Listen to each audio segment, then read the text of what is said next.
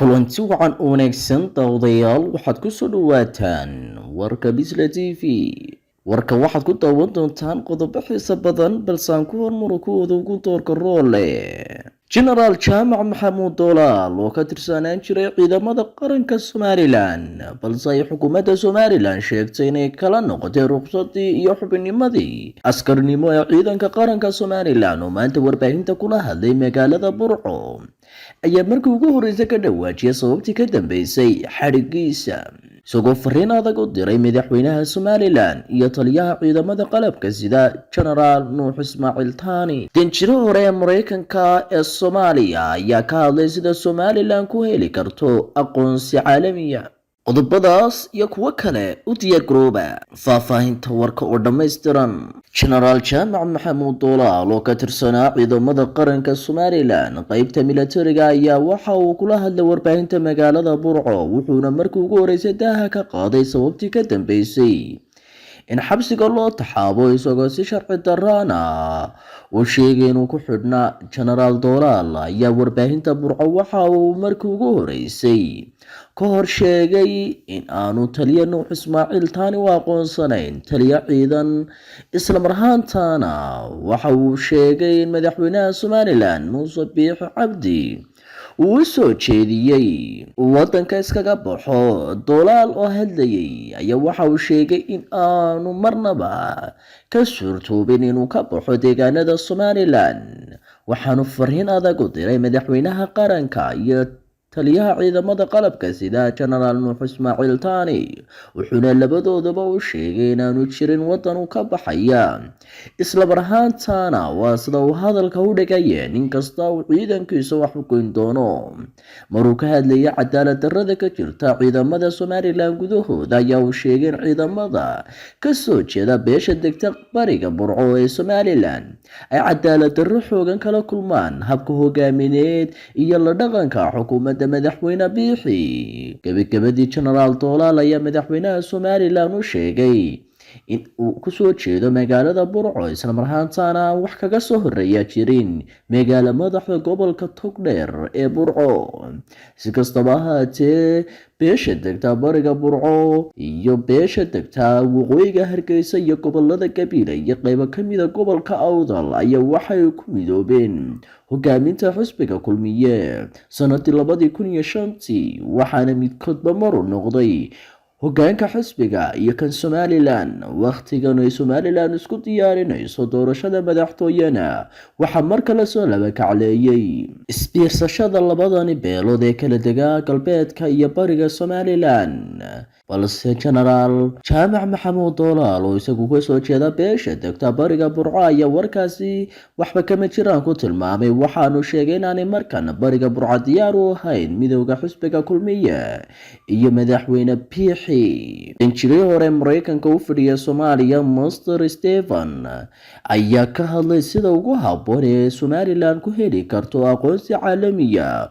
waxa uu sheegay in Somaliland muddadii 30 sano ahayd ee u dambeysay ay ku tallaabsatay horumar dhinacyo badan oo loo baahan yahay in la xoojiyo. Somaliland waxay qabatay shaqo weyn, maalgelin iyo joogtaynta dhammaan howlaha dowladda. sidaas darteed qof kasta oo doonaya inuu ganacsi la sameeyo Somaliland waa inuu la macaamilaa cidda xukunka waddankaasi haysa waqtigaasi. waxa uu xusay in madax bannaanida Somaliland ay caalamka aqoonsi kaga heli karto haddii ay qaado hal tallaabo. in madax bannaanida Somaliland caalamka aqoonsado ayaa sida cad mudnaanta koowaad u ahayd mas-uuliyiinta Somaliland muddo 30 sano.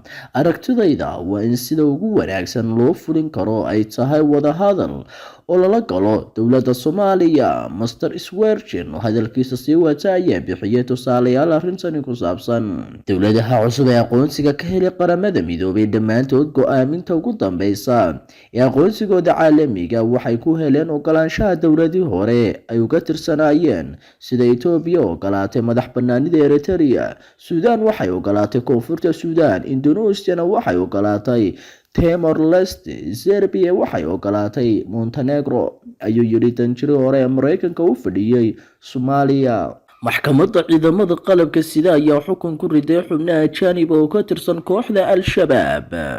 Labada dagaalyahan ayaa u kala dhashay dalalka Ingiriiska iyo Malaysia, Darren Antonio iyo Bernice iyo Axmed Mustaqiim ayaa Soomaaliya yimid sanadihii 2009 ilaa 2010 si ay ugu biiraan kooxda al-shabaab. Raggan ayaa qayb ka ah dhowr ajaanib oo ku sugnaa gudaha Soomaaliya oo ay xukun ku riday maxkamadda qalabka sida ee Soomaaliya. Ciidamada booliska garoonka diyaaradaha magaalada Garowe ee caasimadda dowlad goboleedka Puntland ayaa maanta xidhay dad doonaya inay soo dhaweeyaan wasiirka qorsheynta xukuumadda Soomaaliya Jamaal Maxamed Xasan oo saaka gaaray halkaasi. Ciidamada ayaa markii hore waxay dadka ku celiyeen banaanka garoonka, waxaana dadka la xidhay ay ahaayeen kuwa doonaya inay garoonka soo galaan. Muuqaal la soo dhigay baraha bulshada ayaa muujinayay ciidamada Puntland oo qoor qabanaya qaar ka mid ah dadka soo dhaweynta ka qaybgeli lahaa, isla markaana saarayay gaadiidka dagaalka.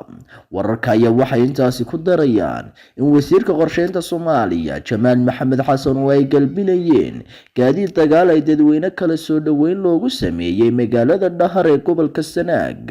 Saraakiisha amniga Garowe ayaa waxba kama jiraan ku tilmaamay warar lagu faafiyay baraha bulshada oo ku saabsan in xiisad ka dhalatay imaatinka wasiir Jamaal. Wasiir Jamaal oo lagu turiyay inuu si weyn uga horjeedo maamulka Siciid Deni ayaa dhinaca kale waxa uu saaxiib dhow la yahay madaxweynaha Soomaaliya Maxamed Cabdilaahi Farmaajo. Maxkamad ku taala wadanka Yemen ayaa xukun dil ah ku riday 10 qof ay ku jiraan madaxweyne hore ee Mareykanka Donald Trump iyo dhaxal sugaha boqortooyada Sacuudi Carabiya Amiir Mohammed bin Salman. Sidoo kale boqorka Sacuudiga Salman bin Cabdulaziz Al Sacuudi ayaa ka dhex muuqda liiska dadka lagu xukumay dilka toogashada oo loo haysto inay mas'uul ka hayaan xasuuq 2 sano ka hor loo geystay arday reer Yemen. Garsooraha ayaa sheegay in xukunkaas uu ku riday 3 eedeysan iyagoo ka maqan maxkamadda oo ku taal gobolka Sacda ee dhaca dhinaca waqooyi galbeed ee wadanka Yemen. Warbaahinta caalamka ay u badan yihiin kuwa Carabta ayaa si weyn u hadalhaya wararka ku saabsan xukunkaasi, sida ay sheegtay wakaaladda wararka ee Yemen ee Saba. Xubnaha xukunka lagu riday ayaa lagu helay dambi la xiriira ku lug lahaanshaha duqeyn ay fuliyeen diyaaradaha xulafada Sacuudiga oo sanadkii 2018 lagu beegsaday bas ay saarnaayeen caruur iskuuley ah, kaasoo ay ku naf waayeen ku dhowaad 50 qof oo caruuro badan. Dadka kale ee ku jira liiska shakhsiyaadka toogashada lagu xukumay waxaa ka mid ah madaxweynihii Yemen Cabdirabbi Mansuur Haadi, Amiir Turki bin Bandar bin Mohammed bin Cabdiraxmaan Al Sacuudi oo ka tirsan boqortooyada Sacuudiga, xogaayihii hore gaashaanka Mareykanka James Mattis iyo xubno kale. Warar soo baxaya ayaa sheegay in agaasimihii hore ee nabad sugidda Soomaaliya Fahad Yaasiin uu xalay xarunta Nisa kulan kula qaatay taliyayaal ciidan. Kulanka waxaa looga hadlay sidii loola shaqeyn lahaa agaasimaha cusub ee taliska Nisa oo magacaabay madaxweyne Farmaajo Yaasiin Faray. Sida ilo xog ogaalahi ay sheegayaan, waxaa kulanka ka qayb galay taliyaha ciidanka booliska kan gobolka Banaadir, taliyaha Nisa ee uu magacaabay Farmaajo iyo xubno kale. Wararka qaar ayaa sheegaya in kulanka uu ahaa mid xilka lagu wareejinayay taliye Yaasiin Faray oo magacaabistiisa ay ka qayb tahay khilaafka baan ee u dhexeeya Farmaajo iyo Roble.